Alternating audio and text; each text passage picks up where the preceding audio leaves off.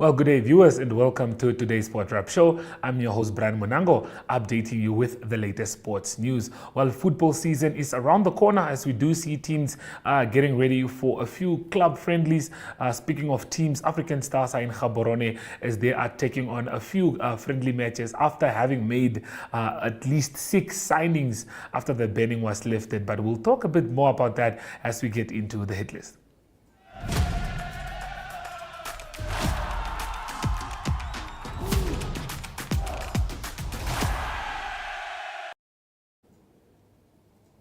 Well, first and foremost, let's take a look at the signings that have been made by African Stars so far. Gero Katua, all the way from UNAM, as we do know, he played part in the AFCON team that took part in the AFCON 2023 competition, as we all do know.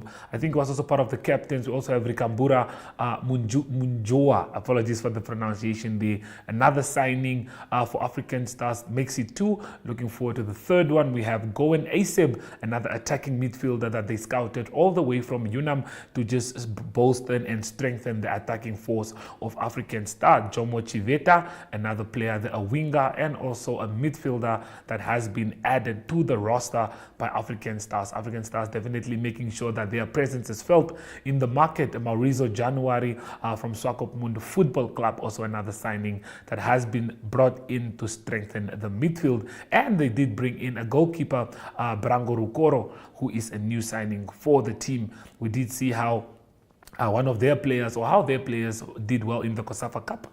But it's really good to see that African Stars, after having the transfer ban lifted, made sure to waste no time and acquired and signed 6 players into their team. Now they are busy with the friendlies that they are having in Gaborone, so we look forward to seeing the team, the defending champions, back in action. Well, second on our hit list, we do know that the NRU has sent out a national team to take part in the Africa Cup, of course, and they will be playing on Saturday, the first game, and this is in Uganda. We did have a game against Portugal, the first test match at home in Namibia in a very, very long time.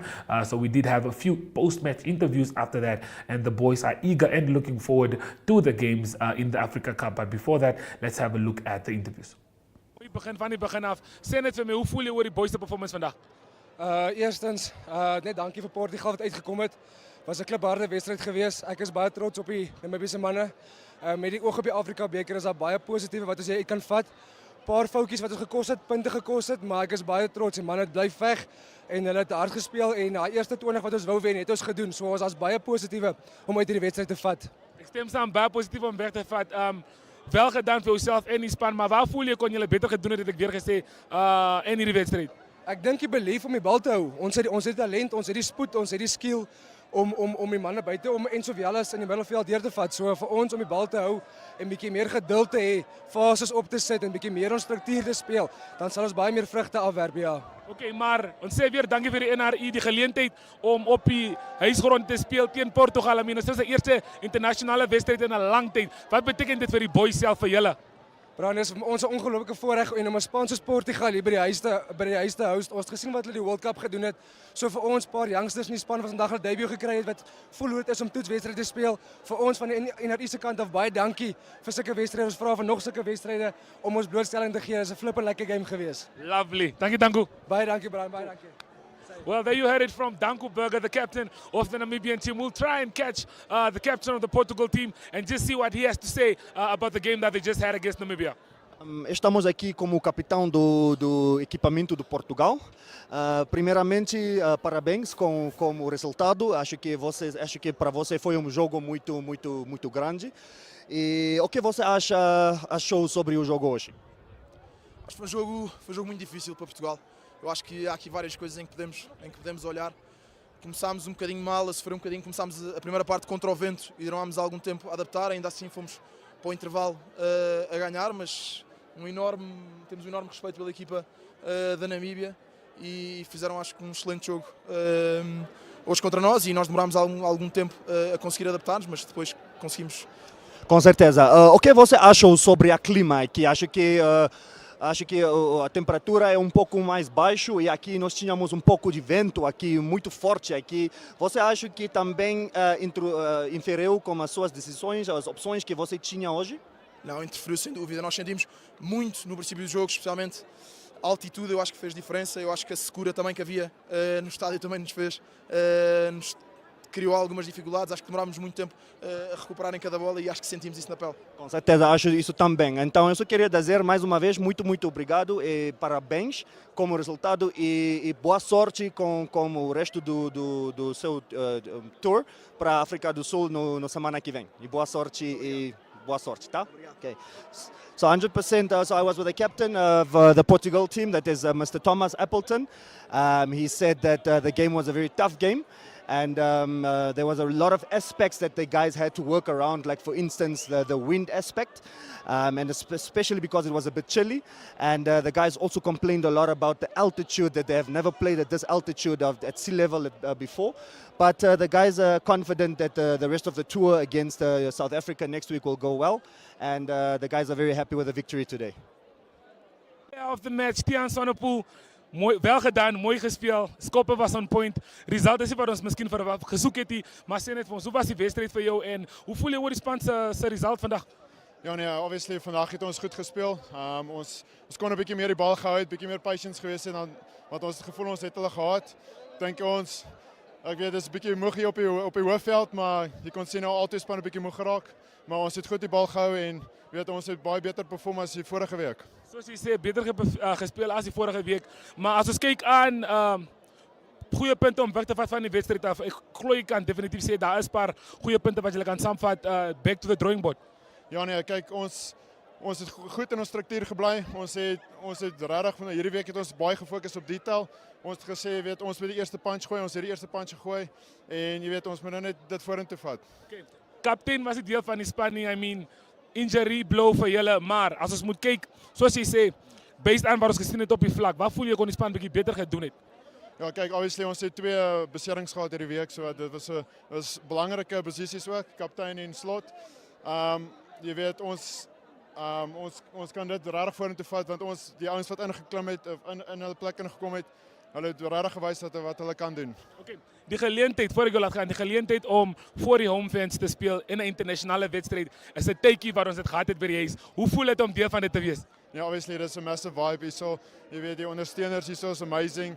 Jy weet hulle maak nie saak hoe lyk die score, hulle sal ons altyd nog ondersteun. Lovely. Geluk met die man of the match. Ag baie dankie. Okay, well, guys, there you have it from Tiaan Sonnepoel, awarded the Man of the Match awards, courtesy to Pupkewitz Nissan, of course. Well, guys, that's all that we do have for you. Wonderful game of rugby at Thaga Gingop Stadium. From me, Brian Munango, it is. Adios.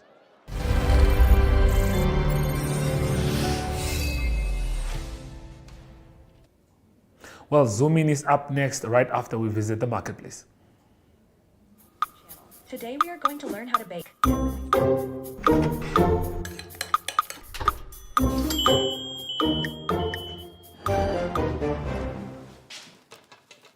Welcome everyone.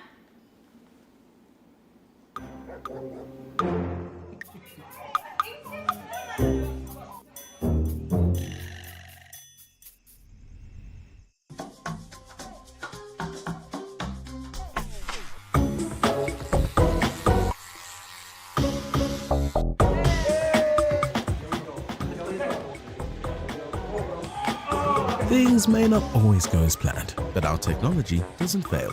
Join Paratus today. Paratus, always prepared.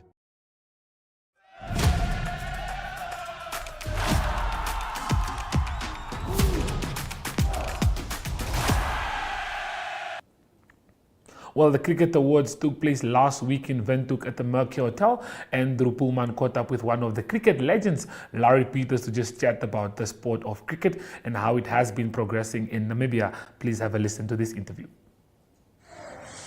Yeah, so we're catching up with Uncle Larry Peters at Cricket Namibia's awards function for the year.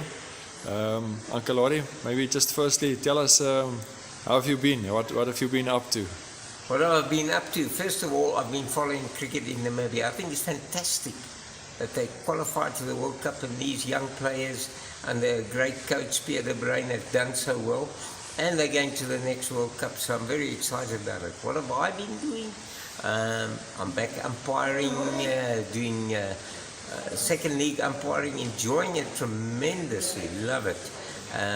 I don't do the Premier Leagues or the higher leagues because my reflexes are too slow. And I've got to respect my knees. They're also not young anymore.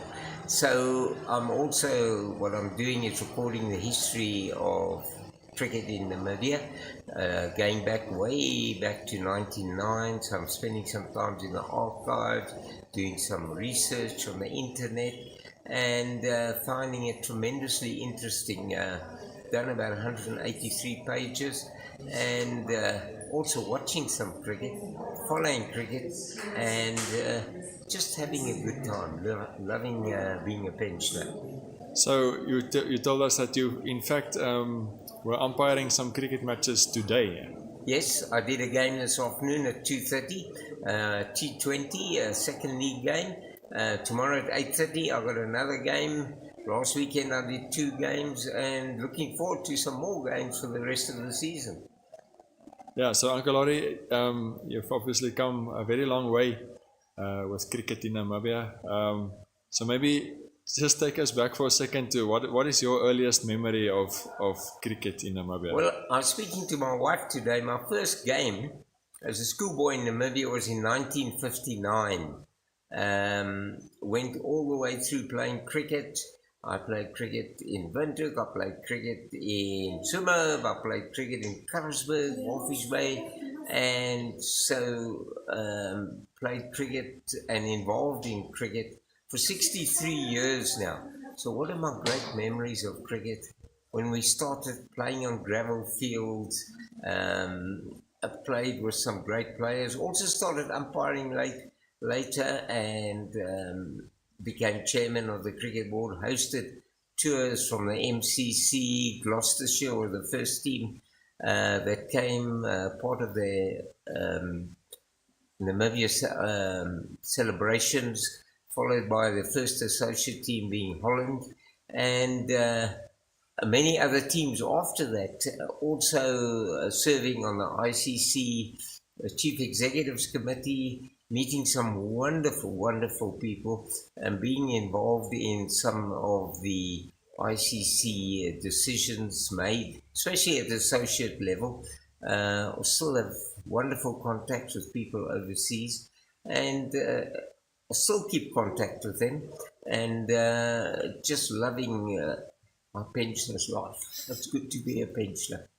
Yeah, so like you told us, this past season would you consider it to be the best cricket season that you've ever experienced in the history of Namibian cricket?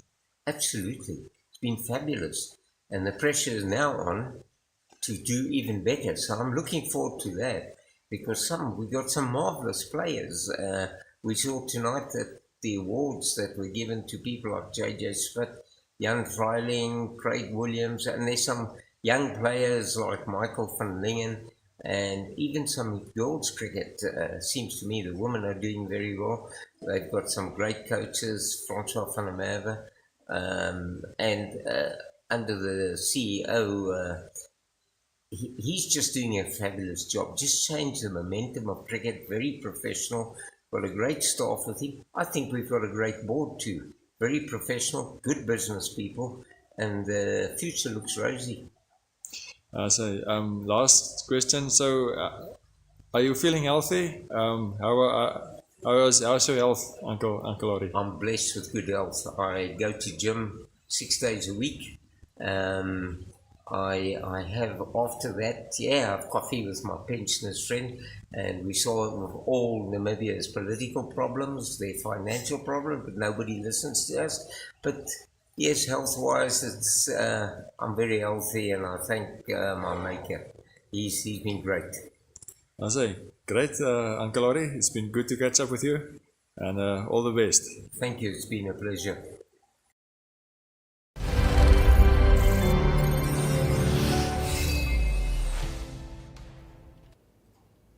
Well, as everyone does know, the Olympics is looming and is around the corner. The 26th, we are set for France, as the Olympics is taking place in France this year.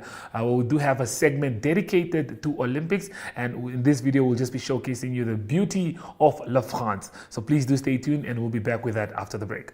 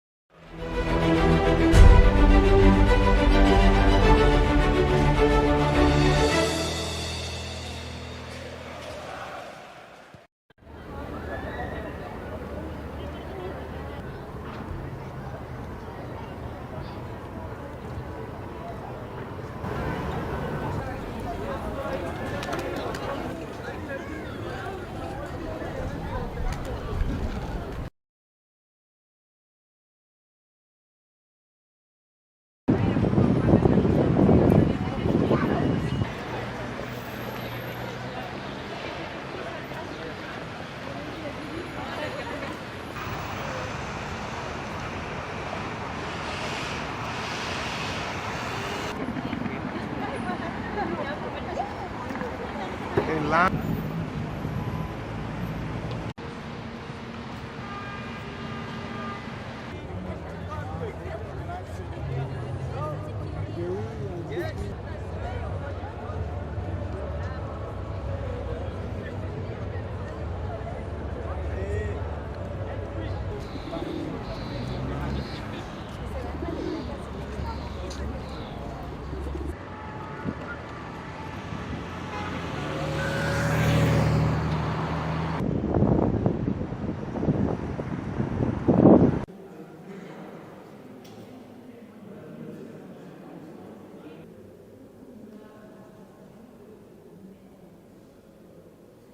Mademoiselle, la mademoiselle.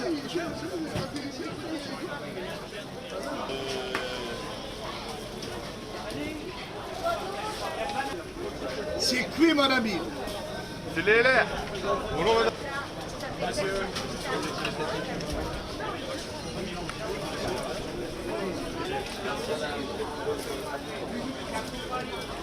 C'est bon, monsieur?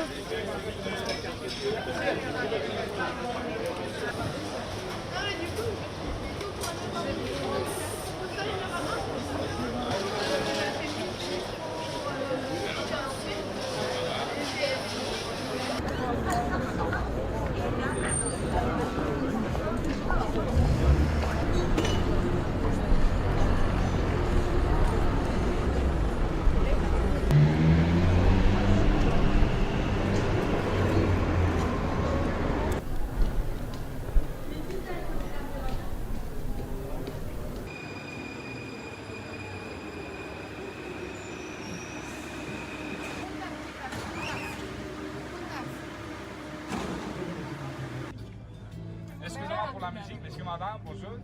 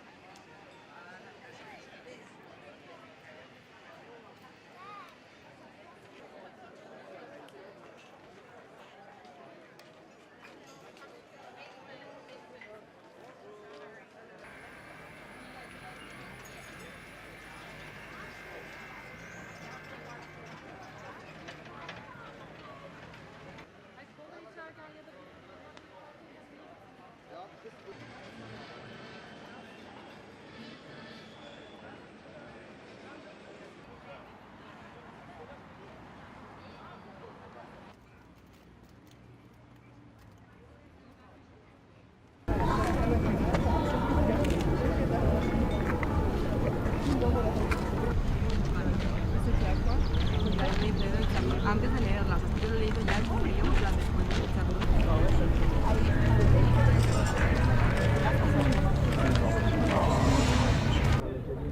exactement. Tu m'entends plus? Oh non, sérieux?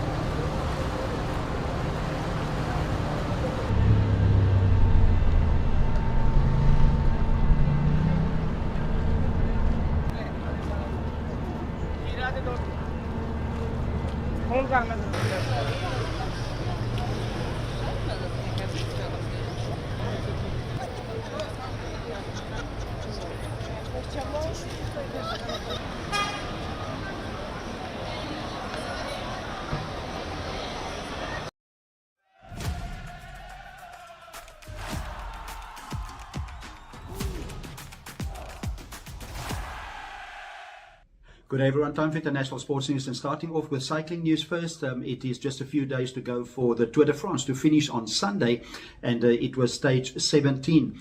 Great result for Richard Carapaz. He's from Ecuador, so it's a first ever stage win for him on the Tour de France and also the first ever stage win for anybody from Ecuador. He won in 4 hours, 6 minutes and 13 seconds. That was stage 17, and then 37 seconds behind him in second position on the stage was Simon Yates of Great Britain, with Eric Mas a further 57 seconds behind the winner in third position. General classifications, it's still the same. It is still Tadej Pogačar of Slovenia that's leading quite comfortably. He's leading by 3 minutes and 11 seconds over Jonas Vingegaard, and then it's Remco Evenepoel. He's 5 minutes and 9 seconds behind him in third position. That is behind the leader Tadej Pogačar. Stage 18 is described as hilly, so it's not in the mountains, and the two important stages will be Friday and Saturday. That will in the big way determine the outcome of the Tour de France, and it finishes on Sunday in Monaco. Continuing international sports news with golf news, it is the British Open that starts on Thursday. That's on the men's calendar, one of the 4 majors of the year, and it is the tee times that has been confirmed. The tournament will finish on Sunday. Some of the tee times to mention, or the 3 balls together, that is Tiger Woods that will play with Xander Schauffele and also Patrick Cantlay, and then the world number 1, that is Scotty Scheffler. He's paired with Jordan Spieth and also Cameron Young, also All-American 3-ball there. The Scottish Open winner of the past weekend, that is Robert McIntyre. He will play with John Rahm of Spain and also with Tommy Fleetwood. And there's 8 South Africans playing in the tournament. In the British Open, it is Christian Besaidnout, the highest ranked player on the world rankings, then also Tristan Lawrence. Darren Fichart also played, and then Dean Burmeister, Louis Oosthuizen, a previous winner, and also Ryan van Velsen. Also good news for amateur Alton van der Merwe. He qualified for the tournament and he's been paired to play with the legend Ernie Els. So a great pairing for Alton van der Merwe, also playing with Gary Woodland. And that is the British Open starting on Thursday. And to close off today's international sports news, it is motor racing news. It is Formula 1 that continue this coming weekend. It's the Hungarian Grand Prix, and there's some team news coming in from Ferrari that is to do with the technical side of Ferrari. It is Enrico Cardilli. He's been with Ferrari for many years. He will leave the team at the end of the year. So it's been announced that Cardilli will join Aston Martin as from 2025. Cardilli was the technical director for Ferrari, and he will now be the chief technical officer for Aston Martin as from 2025. So this weekend's Hungarian Grand Prix will be on Sunday. That's international sports news for today. Hope you have a great sport day, and we talk international sport again tomorrow. Goodbye.